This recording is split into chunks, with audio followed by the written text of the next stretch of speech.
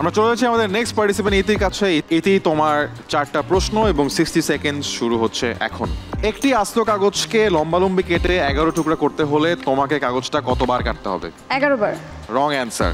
টেবিলের ওপর 3টা গাজর আর 4টা আপেল আছে। তুমি 4টা আপেল নিয়ে টেবিলের ওপর আর কয়টা ফল থাকবে?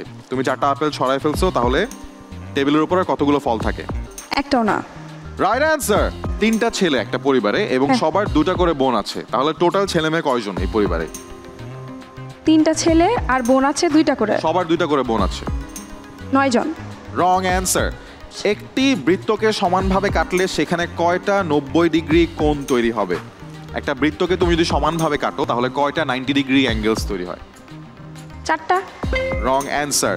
একটা পরিবারে 3টা ছেলে, সবগুলো ছেলের 2টো করে বোন, তাহলে টোটাল ছেলে মেয়ে কয়জন? 5 জন। Right answer. সো আমরা দেখতে পাচ্ছি আমাদের প্রশ্ন জব্দ রাউন্ড কিন্তু শেষ হয়ে গেল।